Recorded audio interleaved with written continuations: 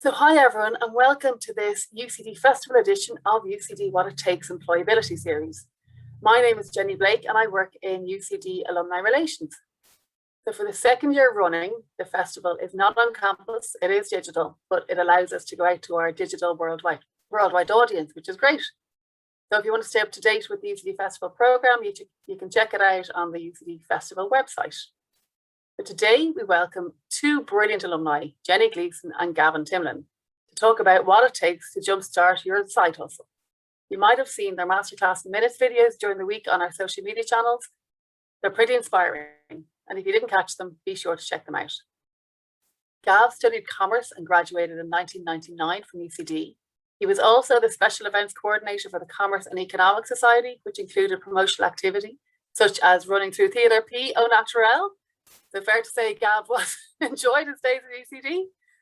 After graduating, he worked in finance and he jump-started his side hustle and set up Create Sound, teaching music production to people of all ages, backgrounds and musical ability. He now divides his time between various jobs and travelling around the country, living out of a Volkswagen transporter, sounding very glamorous. Jenny studied geography and sociology in UCD and proudly claims that her UCD days were the most fun she's ever had in her life. She worked as an event manager in a pharmaceutical company before taking redundancy. And then when she saw a cake on Pinterest, in her own words, she became a bit obsessed, and that's where Sweetie Pie was born. She now makes cake art to order for all occasions.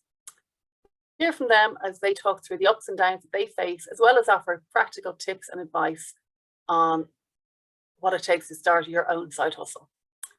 Be sure to drop any questions that come up for you in the Q&A throughout the session, and we'll be sure to answer them. The Q&A session will be led by my colleague, Camille Rogers. We are recording this session, so if you want to watch it back or share it with friends, it'll be available on the UCD Festival website, the Alumni website, and on our YouTube channel. So thanks a million for joining us, everyone. I really hope you enjoyed this session. Over to you, Gav. Thanks, Jenny, and hopefully you can hear me okay. I'm just going to share my screen straight away and present. So hopefully you can now see a screen. So hello, good to be here, and thanks for having me, UCD Festival. And I say it's great to actually revisit some old friend connections here with the Jennies. I'm going to talk about my side hustle, I guess, how I got there and how I keep it going. So what is it? So as Jenny said, Create Sound is my main other business, as it were. So what it is teaching people how to make music using the latest software and equipment. And when I started this out, the USP really was that it was mobile. So bringing the equipment to people didn't have to buy it. We delivered it on site. So this was from an animation we used to use. I didn't want to blow up my presentation here, but the animator, that's me in the van. And maybe he ramped up the ginger a bit too much. I'm a closet ginger, but he went to town a bit there. So that's what we were doing. And then we had some software affiliation with one of the leading music software boyos, Ableton. So that helped us with certification, equipment, software licenses for students, that sort of thing. So what I'm going to do is I'm just going to straight up play you some student music to get a little feel for it. I made a little medley here, so just for 20 odd seconds. The look was given wasn't fair for the kid. Now I'm happy that I'm living with the earth that I breathe. My mom threw me out. It ended up good because I have a new home and a girl that I love. Never forget where we're coming from, it's only common sense. What products of the environment which we represent.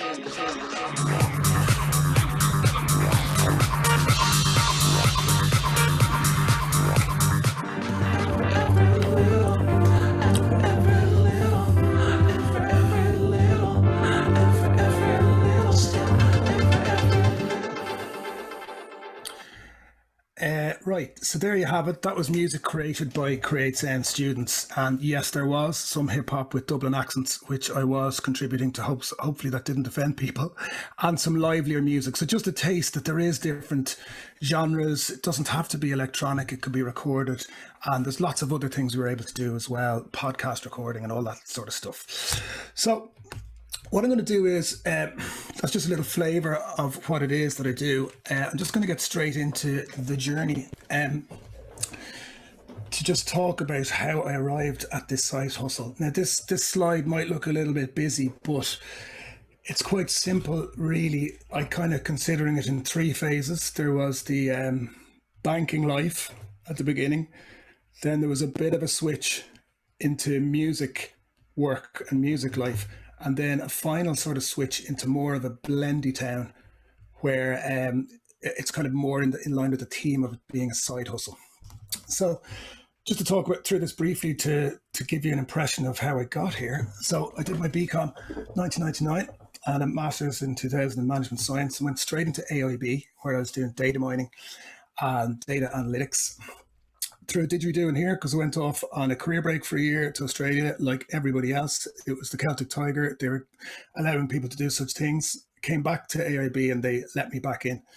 But around then, I wasn't really feeling the nature of the work and I was eyeing up doing something different. So I went and did a sound engineering course over in Manchester. I was funding that using my degree, still doing some of the banking work in Barclaycard. Yes, that's a gay umbrella, just to symbolise I was living in Manchester beside Canal Street, which was great fun at the time, and the weather was absolutely atrocious. It is indeed grim up north. But I went on, did a little bit of freelancing. Oops, I'll come back. Oops, sorry. Did a bit of freelancing with some music recording and a little bit of DJ stuff on pirate radio. But I was still working full-time in the banking world. So it was around that time, a friend of mine kind of pointed out a job to me, which was working in a community project, teaching sound engineering. And he said, you know, Gav, I think that's something that would really suit you. So I plucked up the courage and did a full switch. So it was a community project in Darndale. So it was a bit of a culture shift. One day I was working in fancy office in Dublin 2. Next minute, I'm in a dark room in a community project in the heart of Darndale. But I tell you what, I loved it at the time and had to pinch myself sometimes in the early days going, here I am in a studio doing something I really like. Of course, that drifts after a while. That was only a year contract and then I did some other teaching stuff with feedback and FOSS. I was kind of falling out of love with it a little bit because it was kind of, the hands were tied quite a lot. And I felt I couldn't get through to students with some of the material. So I decided maybe I should give this a go on my own. So I set up Create Sound around 2011, set it up as a sole trader, went and bought 10 MacBook Pros. And the very first time I used those MacBook Pros was actually taking them into prison, would you believe, which is another point of interest, because another friend of mine was running a sort of a project with inmates and it was kind of like a rehabilitation, trying to break the cycle. So my first time using my brand new equipment was bringing them through the metal detectors in the door to prison, going, what the hell am I doing? Are these going to come back out? What's going to happen? It turned out to be a really worthwhile experience. It was a bit hit and miss at times, but we started getting through to some people through music and through hip hop. And that first song you heard actually when I was playing them was from someone in there. So on it went. I was working Create Sound on my own. It was purely Create Sound. And that was an experience in itself, you know, kind of changed the picture of how I viewed some of this other work because there was other pressures really trying to earn my keep and survive like that. And it was quite tricky to make ends meet around here. So I kind of changed it up a little bit. And I'll talk about that when I kind of get to some of my lessons maybe at the end that I learned. And then started to do some part-time work alongside. So that back to the using the original experience, I was doing some part-time work with this fund management company. The work was a little bit morbid. It was using statistics to work out life expectancies and some of that actuarial crack, but they were domiciling in Ireland. It's an American company, so they only needed someone for 3 days. So I was able to do them in tandem and then went on to do other work in funds. Again, that was sort of risk analysis. I was the chief risk officer in there, and then we went on to consultancy work. So that has actually kind of developed to like 1 or 2 days a week, which has given me some space to develop Create Sound a bit further and to try and set up, which I am doing, a new social enterprise. So that's where I've ended up. I've ended up in this sort of blended scenario, and that kind of works for me. I know it's going to be slightly different for Jenny, but it's maybe interesting to see two different pictures. So that's the background. I'll just jump through the next couple of slides quick enough. They're pictures. So where are we now with Create Sound? So we were doing music workshops and courses all around the country, and there's probably a bit of learning in that. I think we cast the net a bit too wide at the start, and I'll talk about that too maybe in the lessons. And this is where we are now. So we've had to change things up a lot because of COVID, and some of that has actually been a good thing. We're doing our courses online now, and which is a lot better for some of the tutors that are involved, because you lose a lot of time traveling. It wasn't very cost effective. 10 years in operation. We're also trying to do more podcasts and some other stuff connected into direct provision. So point here that over time kind of built up a little bit of a team. There was different people, but these are the sort of mainstays. And I'm not sure why I persisted in hiring Scooter, Hairy Elvis and Pink, but they've become great friends. And it was a really important step for me actually, just to kind of make it more of a thing and to be accountable to other people. And, I found that to be very helpful on my own journey. There was this chap, Ben, as well, who was working with us up north. We tried to do some of the teaching up in Belfast and up in Derry and places like that to kind of get some earnings in sterling and kind of introduce a bit of an export element to it to attract some funding. Anyway, I'm going to fly through these other slides to get to the last points. I mentioned that we changed who we were teaching. We did the prison stuff. We started to do stuff in schools, and we also did some stuff in multinationals and companies like Facebook. We were able to start charging some slightly more realistic amounts and better amounts for ourselves. So just to touch on this, it has developed a bit. So I started to do some voluntary work in refugee contexts, and I think this picture tells a little bit of a story, because I was teaching some music production in Greece in a refugee camp. But I do feel this is more maybe me on the ground, connecting with someone, getting inspired from them, getting energy from them, a two-way, and having a bit of crack. And you hear people talking about the why. Simon Sinek in his video that you always see in incubation yolks. But that's at the core really of what we're doing and where we've gone now, and doing more stuff with building connections with people in different contexts. The new stuff we're doing is around helping people with employment, using the equipment again, but using it to make those connections and build relationships, connect people into the business world. Okay, and that's what that is. So that's the next thing. Again, I think pictures are sometimes better, and we have permission for all these pictures. That there we are bringing laptops. Some companies are donating those laptops. We're doing some teaching to help with CV writing, getting online profiles together, that sort of thing, but also training people to come on as facilitators who are in the system themselves. So building up little teams of people who are in direct provision, which is incredibly valuable to the kind of service we're trying to do as well. So that's kind of where that's at. It's a startup. We've done sort of around 60 individual programs, set up about 100 one-to-ones and mentorships for people from direct provision into businesses. About half people are now employed that we've worked with, and some other multinationals are coming on board with donations. So this is training licenses, equipment donations, that sort of thing. So I better jump on because I'm coming up to my allotted slot.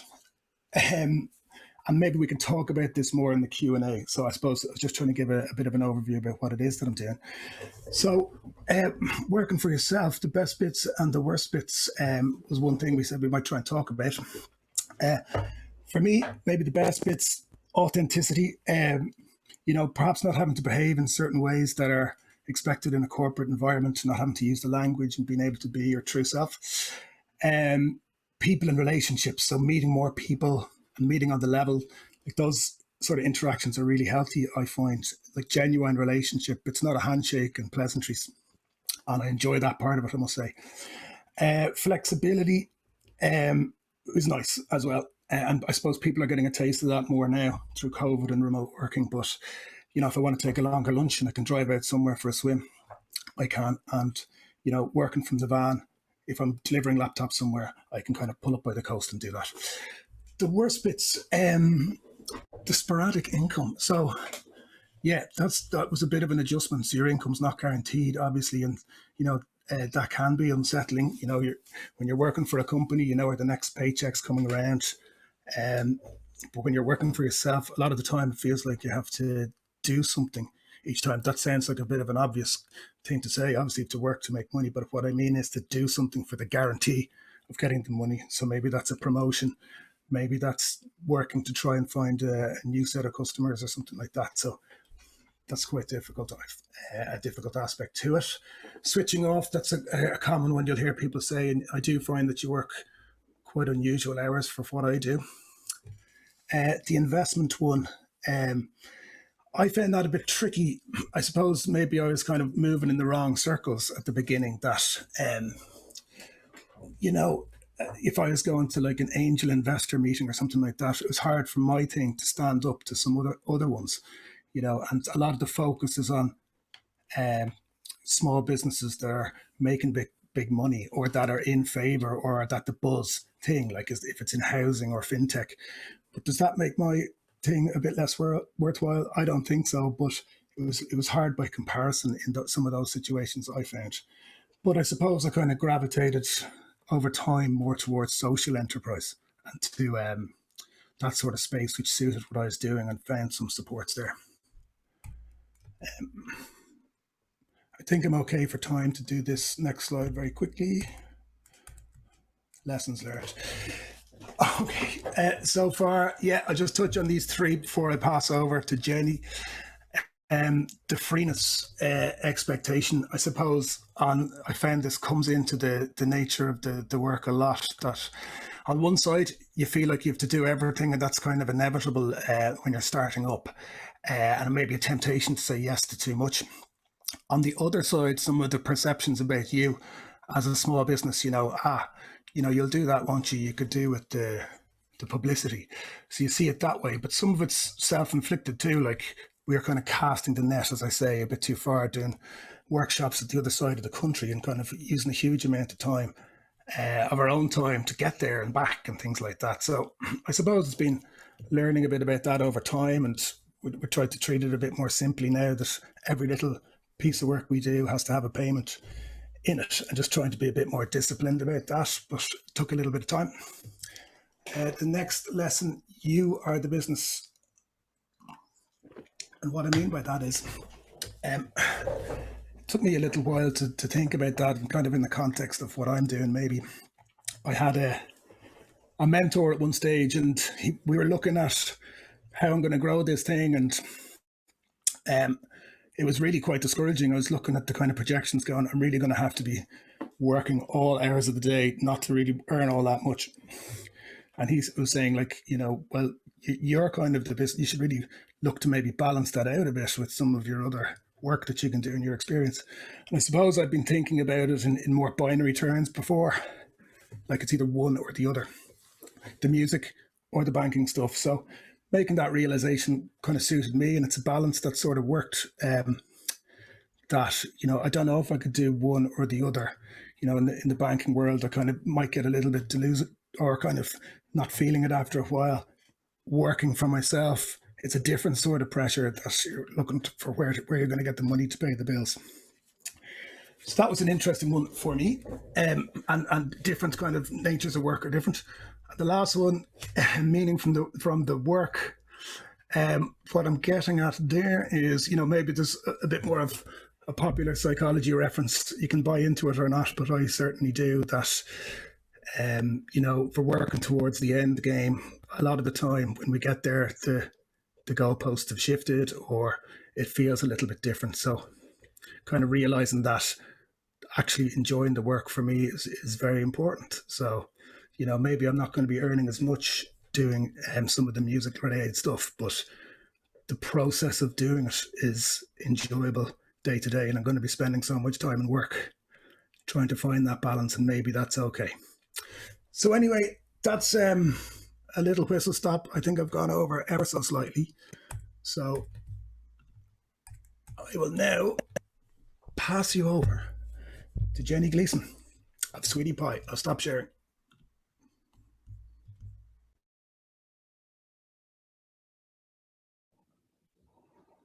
Hi, everybody. I'm just going to give them a little second to get my slides up there. That was really interesting, Gav, and definitely a lot of your themes are going to run through for me as well. So I'm Jenny, and I am owner operator of Sweetie Pie Cakes. Yeah, if you want to jump into how I started out. Yeah, sorry, this is what I'm going to run through today: how I got here, the lessons, the good stuff, the tricky stuff, and my tips for anybody who wants to or is interested in this kind of industry. So yeah, this is how I got here. All the images are of my products, by the way, not taken by me, mind you. If you want to go on to the next one. Thank you. So yeah, I started out as an art student, and then I went and did business in Smurfit School, and then a few years later, having joined the working world, I did an event management diploma. 2013, after having my second baby, I took redundancy from pharma industry. I was doing event management, which I absolutely loved, but where I really wanted to be was at home. So I took that and off I went. And a couple of years later, once the boys, I have two boys, were a little bit older, I just came across this Pinterest image one day of a cake, and I decided I would give it a whirl. And I was kind of like a dog with a bone. I really wanted to understand how you could do this particular cake. And that's pretty much how it started. Then my delightful sister, who works in PR, said that I needed to put the cakes on Facebook and I needed to do this as a business. And I kind of laughed, but so she put it up for me. Thank you, Ruthie. And literally it got such a big reaction that it kind of spurred me on. I thought maybe there's something in this. So that was, I mean, I can't remember how long ago that was, maybe 7 or 8 years ago. And then it got really busy, just friends, family, and then it grew from there, literally from a Facebook page. And, you know, at that stage, I was really busy and thinking, this is great. But then come the end of the year, as Gav says, this kind of stuff could be a financial struggle. I was making no money. So you can be busy and making no money, and it doesn't make sense. So I had to up my game. So in 2019, I did a business course specifically for this kind of business. And the idea, like this idea that you're running a business as opposed to you're a person in your kitchen making cakes, was kind of a light bulb for me, as in you have to pay yourself and the business is a business, so the business also needs to make money. And it was just that concept that kind of switched me into a different gear, I think. So that made a huge difference. I'm going to go to the next slide. So yeah, some of the lessons I've learned along the way. Some hard, not so hard. Yeah, so that's just kind of feeding into what I was just saying there. Like, being busy feels great at the start. You're like, wow, people want to pay me for doing cakes, that's great. And then all of a sudden you're looking at your bank balance and you're not really any the better off. So it's trying to understand that this is a business, not a hobby. Yeah, like, going to other people for advice, I can't say this enough, that especially for the cake community online, so many girls, women, mostly women, a couple of guys, but this industry tends to be dominated by women, are so helpful. I can't tell you, all over the world I've asked for advice on different things, and they have been so good. Also really good to get the pros in. All the images, or most of the images that I'm using here in the slides, were taken by a professional photographer. I think because it's such a visual, the job itself, you know, it sells by visual medium, that you have to have good photos. At the start, I didn't have a clue about lighting or anything like that. So getting somebody in to do that for me was key. Yeah, same as Gav. You know, you can stretch yourself, and you know, you think at the start, oh wow, somebody's saying, you know, we'll give you loads of exposure, or we'll tag you, or don't work for free. Please don't work for free ever. It's never going to be worth it, because harsh as it may sound, you could put an amazing product at an event and people will look at it and they might even say that's amazing, but are they going to remember that you were the person that made it? Probably not. So it's never worth it. So please don't do it. Yeah, and then handling mistakes. this is one of the big, the biggest lessons that I learned. I've had a couple in my time. So if you want to just go to the next slide there, Ria. Yeah, this happened one Sunday morning, having given a christening cake to a gorgeous customer, and she texted me the next day with this picture. The absolute fear that waking up to this kind of picture. So it was a christening that day. Unfortunately, the cake wasn't stored in a cool enough place overnight.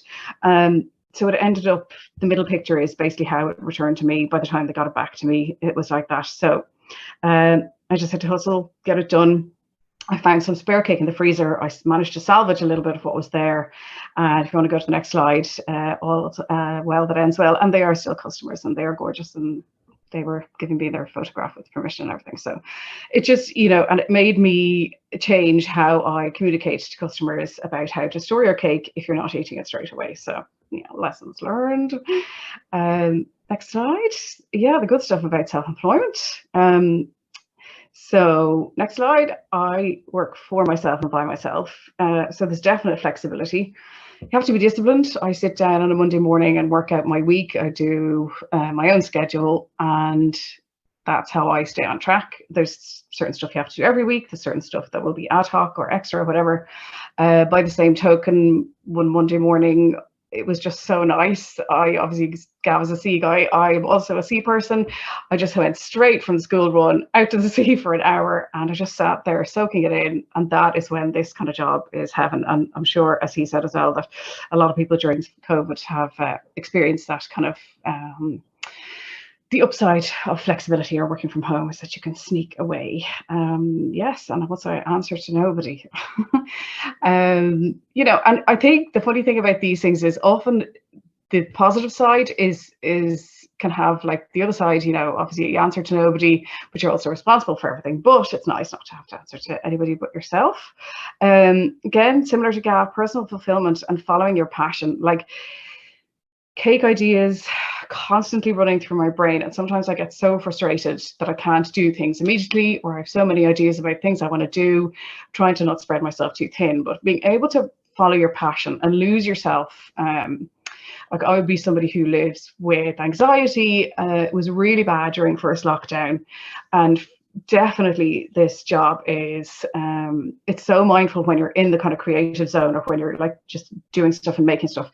It got me through, for sure. Like if I hadn't had my work, I wouldn't have had sense of purpose. I wouldn't have had the connections with people, actually being able to talk to other people. And I did basically a delivery service, so I could actually get out and see other humans, which to me is yeah, crucial. I'm a person who needs people, so yeah. The job is amazing that way. Yeah, if we want to go on to self-employment and the trickier bits, yeah, this is meet the team. Gav, unlike Gav, I am the team. I do everything, and sometimes that can be a lot on one person's shoulders, but also I'm probably a little bit of a control freak, and I like doing it all myself, which can not do me favors sometimes. But yeah, that's how it is at the moment anyway. At the moment, you never know, in the future it might expand to other humans. You want to go to the next slide? Self-employment, yeah, the tricky bits. That cake on the right was one that I dropped for a corporate client. Sorry, I dropped it about 15 minutes before they were going to collect it, which was fun. The buck stops with you. Yes, everything is on your shoulders. Yeah, you're responsible for pretty much everything. And going to the last one, decision making, like these. You've no sounding boards. That's what I kind of miss, that you've no colleague to turn to and go, what do you think? What should we do here? I have people in my life, obviously, that I can ask, but you know, when you're in it and you're making the decision, sometimes it's just a risk, but that's fine. I kind of like the risky stuff. Yeah, this is, my dad was self-employed as well, and he always used to say to us, don't be self-employed, because when you stop working, you stop earning. So that is tricky. The financial side of working for yourself is really tricky. And you know, like, you have to take the breaks in order to be able to do the work and to be the parent and be the friend and take care of yourself. So it can be a tricky balance, but I still, you know, I still stand by working for yourself is great. I prefer it to working for somebody else for now. And then switching off, same as Gav, things always bubbling away in your head. And time management It really is hard, but I think you have to, something learned. I used to answer everybody's queries immediately and all the time, 24/7. Not 24/7, I do sleep, but like on a Sunday evening at 9 o'clock, I'd still be, but like now, no, you just have to learn to not to, people have to, if you set your own boundaries, people will respect that. No shop is open 24/7. Okay. Top tips for anybody wanting to do something like this. There's me at the sea for a change, listening to probably some kind of 80s music. Yeah, brilliant tip. Templates for applying. So when people come at you with what kind of flavors do you do, what's your pricing, you have to have an FAQ as your first kind of bit of information. Otherwise, you'll spend forever replying to emails and messages. The government are really good in terms of local support and stuff like that. The LEO offer mentorships, and I did really good, actually surprisingly good, one-day course in social media, and that was attached to applying for a grant for a website. That was really good, actually. Relatability on social media. Yeah, I definitely am somebody who likes to show parts of my life, because I think people are interested in your content for sure, but they're also interested in you as a person. You have to be likable. I just think you have to be yourself so that people see who you really are.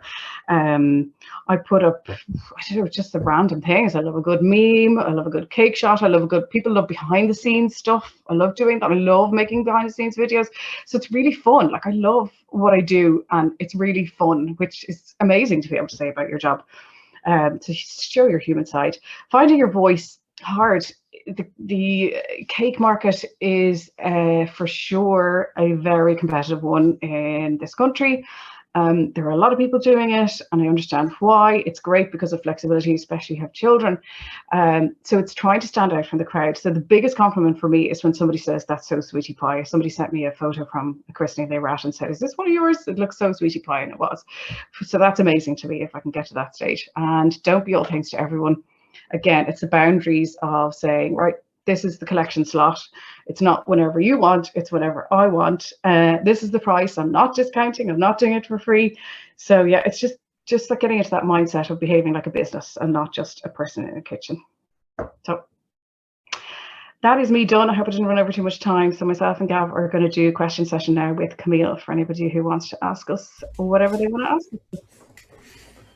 Great. Thanks so much for that, Jenny. That was a really good balance, I think, of like the story behind how it all came to be, and then also some really tactical tips. So yeah, thanks so much to you and Gavin. That was really, really good. I suppose before we dive into audience questions, I have one or two from our side that I thought would be good to start off with that came to mind. So one thing I noticed in both your presentations was that emphasis on don't work for free and, really advocate for yourself in that space. So I think a lot of audience members might be curious about, like, what exactly do you say? So talking about like those canned responses, what tips do you have for when someone offers to pay you an exposure? What do you do to advocate for yourself? I suppose, sorry, like jump in. For me, it's a matter of trying to educate people in that we're doing this to make a living, and that unfortunately exposure doesn't pay the bills. And I think you asked me last week to do quite a big event, quite a large offering for exposure, and I just had to explain that, look, unfortunately this takes up time, money, energy. So if, as it was explained to me, if you're asking me to step away from something like my children or whatever else I might be doing in my life, then it needs to be understood. Yeah, I kind of echo what Jenny says there.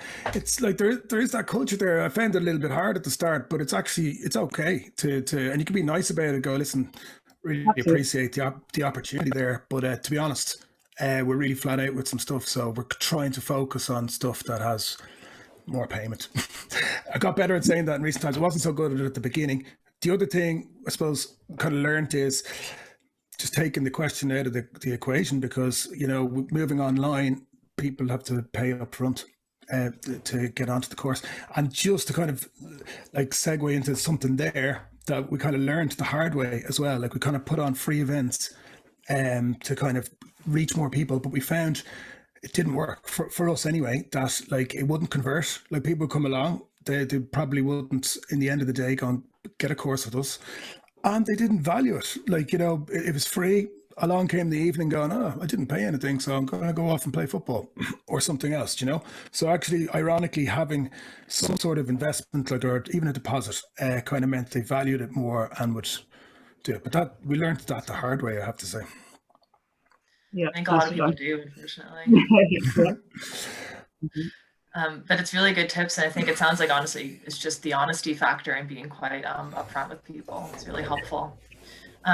We also have a few questions coming in from the audience about building up your audience and your customer base. Like, how do you get started from scratch? I think especially thinking about what you said, Jenny, about social media. Do you guys have any tips around that? Go ahead, Jenny. God, I mean, there's a million courses you can do for, there's a million courses you can do in social media, and there's loads of tips out there. How do you build your audience? I mean, God, it's such a mix of things. For me, I find what gets my audience most engaged is when I actually show my face. And I think a lot of people, it's funny, a lot of people in this industry or other industry, you can see the product, but you don't know the person behind it. And I think that's really, really important. Like part of the course that I did for cake businesses, you had to record yourself. I've never done any kind of Instagram stories with my face on. You have to record a video of yourself.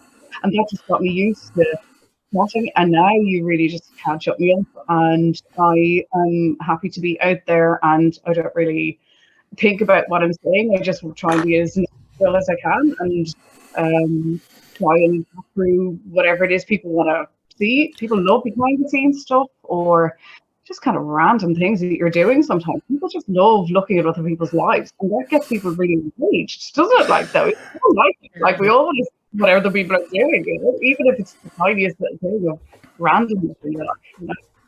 So I think that gets me most engagement. I don't know, Gav, what do you do? Yeah, like I have to say, Jenny, you're way better on the social media. You're on it. I'm not as good. I have to say, like I have to up my game on things like Instagram, which you're not on. But with Facebook, for example, again, like we tried all these things, tried the paying for ads, boosting posts. But again, it didn't really convert for us very well, for us anyway, because I think it's a bit more niche what we're trying to do.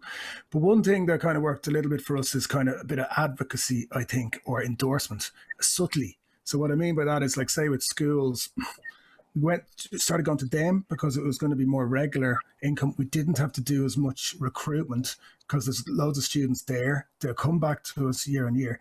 But also, you know, if we got in with like education and training boards, for example, and the message came from them, there was more trust as well, rather than us kind of cold calling them. We kind of built a relationship with the people who are kind of in the middle of the networks that we wanted to get to, and then they would recommend us, and then they have that little bit more trust and buy-in. That was one thing that worked for us as an approach.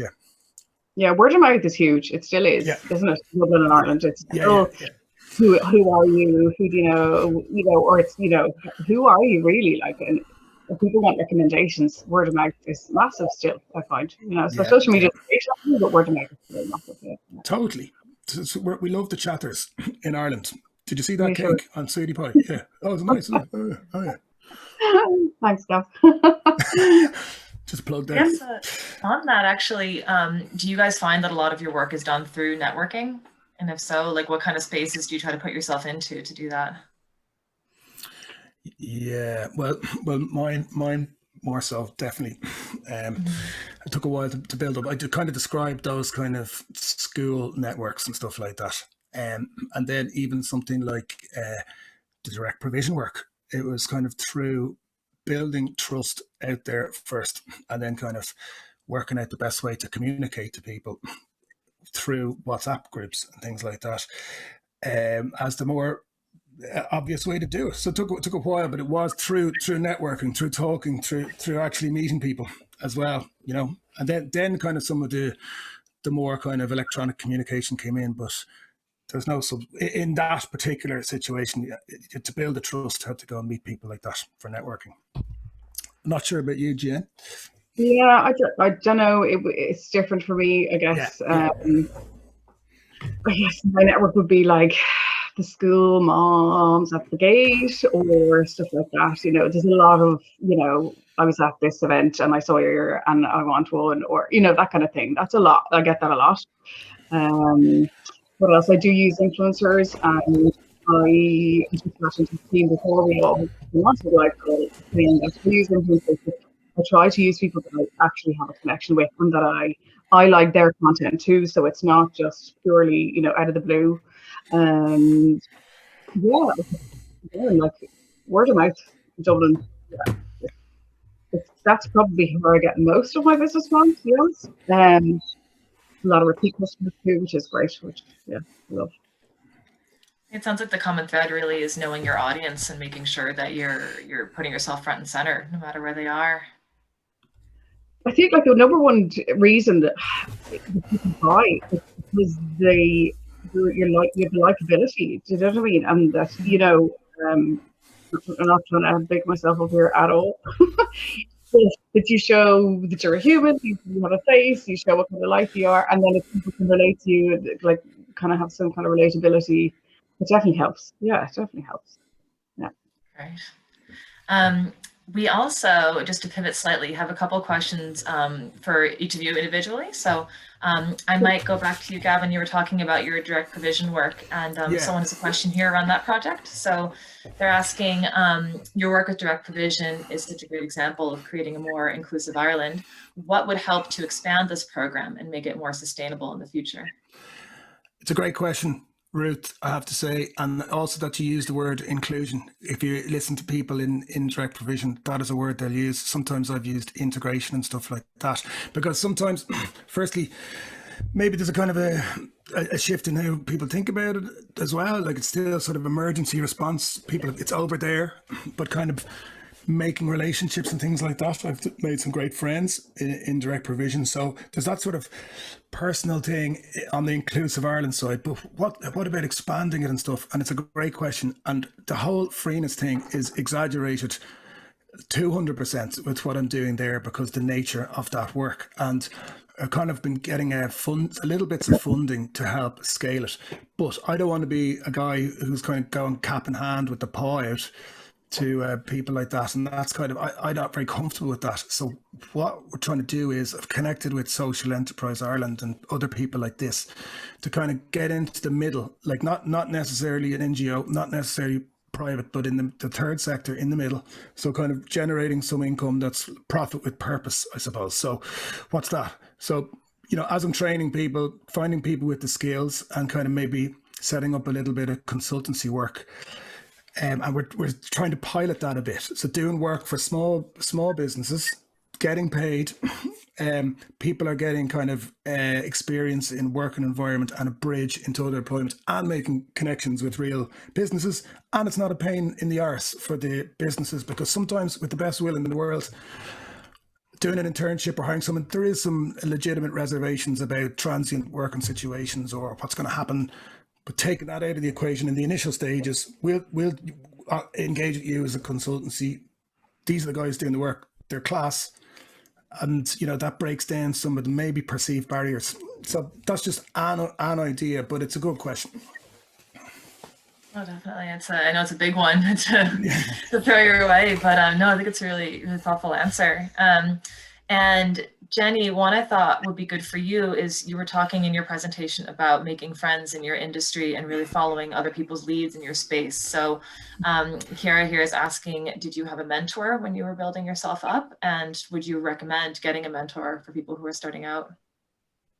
That's a brilliant question, and literally something that I have decided in the last couple of weeks that I need, because going from, you know, doing whatever you do, be it cakes or anything else that's kind of similar in your kitchen, at your kitchen table, is one thing, but converting it into an actual business and really understanding how business works, that was a whole other mindset for me. Like I had no clue, bar doing the business course, which was absolutely brilliant.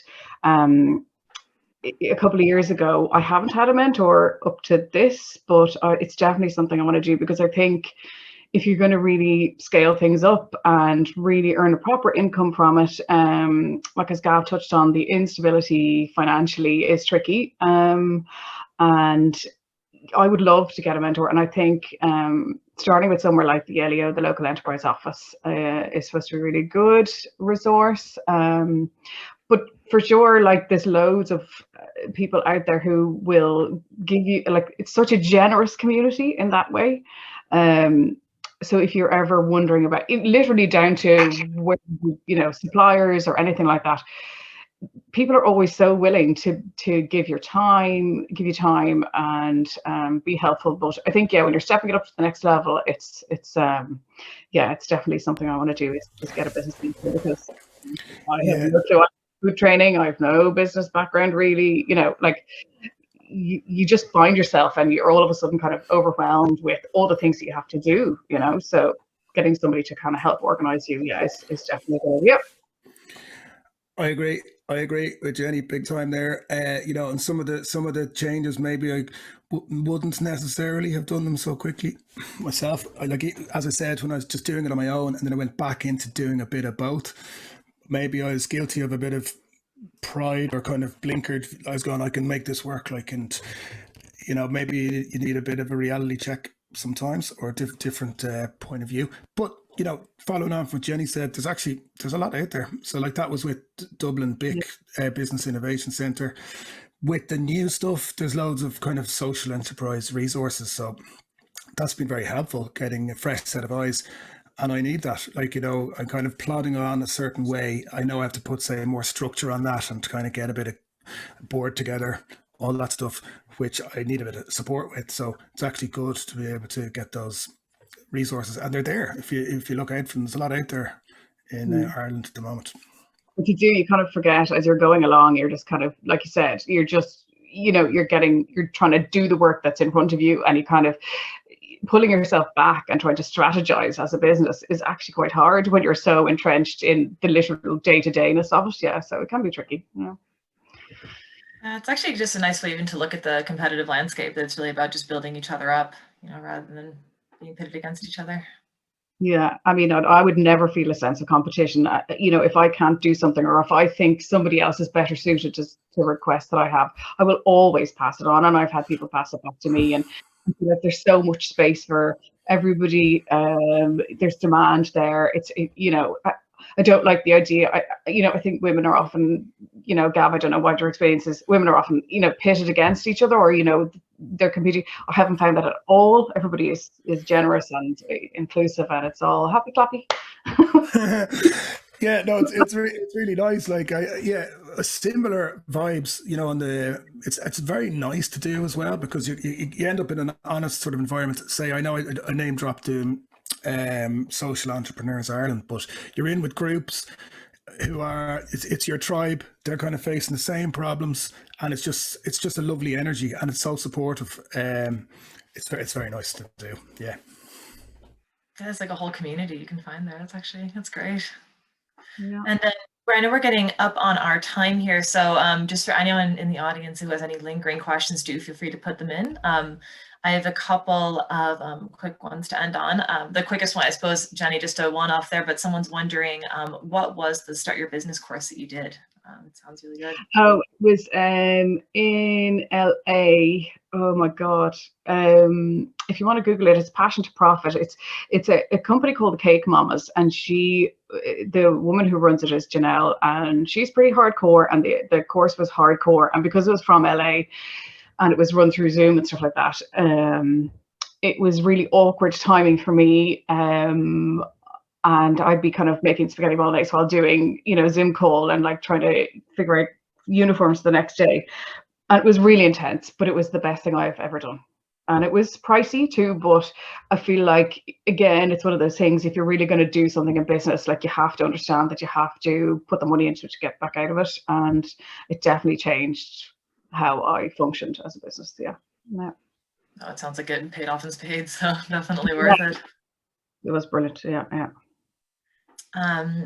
Cool. So then one last one, to go back to, you guys are talking a lot about, you know, balancing your work-life balance obviously is huge for anyone working for themselves. And I guess I'm just wondering, how do you continue to find the joy in your work, or what tips do you have to make sure that, you know, once it becomes a job, that it's still something you enjoy? You know, that's a really good one. Like, and there's some kind of deep question to ask yourself, because, you know, that touches on the thing when I was looking at it like a business and going, okay, to scale this up, to make it a better, a bigger earner is actually going to take the joy out of the work. That was a realization I made. And, you know, maybe that's why I tended toward more of a balance. But it is a really a good question, because sometimes you get stuck into little habits. And, you know, I wanted to do some of this to spend more time making music and stuff. And when I was teaching too much, I didn't want to make music when I got home. And then I said, what's the point? Like, so that kind of spurred me on to maybe get some part-time staff, and I'll step back and do some. So you do have to kind of take these reality or just checkpoints every now and again. And even with the guys who come to help me, you get tired of, like, say, teaching in community projects, and the joy is kind of dripping out of it. So, you know, try to switch it up. So we're, like, even in the work we're doing, we're kind of trying to do more creative stuff as well, like doing podcasts, doing more actual production as well. So yeah, you do have to, I suppose, adapt as you go, and just make sure you kind of remember why you're trying to do the thing you're supposed to be loving, and to change it up as you need. Yeah. It's great to call out those warning signs to kind of watch out for when it starts to tip too much the other way. What do you think, Jenny? Yeah, similar vein. I mean, I suppose it's different for me. My drive would be probably three things. Like, why did I really want to kick this up a notch, as opposed to going back to a conventional job or working for someone else? Like, why did I want to make this work? I love being at home with my kids. I love being able to be making a cake in the corner and do the Irish spellings at the same time. That flexibility for me is huge. I was never a creative-y person in school or college or anything like that, or I wouldn't have said I was particularly. But these ideas that you can then take from your head and put into like a physical form in front of you. It's so satisfying. It really is so satisfying to be able to do that. And then the biggest thing really is being, I can't underestimate, I get really emotional. I just cry all the time, but I get really emotional when it's somebody's event, whether it's whatever, a wedding, christening, it could be anything, and that they will end up telling you a story about their life as to why they're celebrating, and you get involved with that. And then you develop these relationships over the years where you're going back to people's, and you can end up chatting like for like half an hour on a doorstep, you know, and you really get into somebody's life and you become their friends really. And that for me is huge. So knowing that you touch somebody in some way is a big deal, and that's definitely a driving force for me, and that's what I love. Yeah, but that will always be there. Yeah. Yeah, I think it's such a lovely note to end on, actually, that those kind of personal connections like that. So I think I'll hand it back over to Jenny, Blake, to close this out. But thank you guys both again. That was a really interesting discussion. Thank you. Absolutely. Thanks a million, guys. God, I could have listened to that all day. I was sitting back, laughing away and getting inspired. We've got some lovely comments as well from people in the chat, just saying it's so practical and positive things to hear on a Friday lunchtime. So thanks again. Fair to say we're all ready to jumpstart our side hustle now. I just need to find one. That's fine. And listen, thanks to everybody who was here for your enthusiasm and questions in chat and everything throughout the session. It really made it. As I mentioned earlier, you can learn more from Jenny and Gav on their masterclass in minutes videos. They are sitting on the UCD Festival website, and they're being linked here in the chat as I speak. If you're interested in working with Gavin and Create Sound, you can catch him on the website there, that's been linked also. Or if you'd like to celebrate a vaccine, a birthday, or a Tuesday out of lockdown with a cake, with a sweetie pie cake, you can catch Jenny on Instagram. As I mentioned, just as part of the festival, there's tons more events going on between now and tomorrow evening, so check out that festival website too for the rest of the stuff we've going on. And if you enjoyed this episode of What It Takes, it's a very special episode for the festival, but we've had two previous series last summer and this spring, so there's lots of good events and recordings to catch up on there at the What It Takes link. And you can also join the What It Takes resource hub on the UCD Alumni Network. So thanks again to our speakers, Gavin, Jenny, and the rest of the team here at UCD Festival. So Camille, especially, thanks for that, managing that Q&A so well. And also to Ria and Neve for pulling the whole thing together and being the string pullers in the background. So listen, thanks again to everybody and enjoy the rest of the UCD Festival. Hope to see you all again soon. Bye. Thanks, Jenny. Thanks, Jenny and Jenny.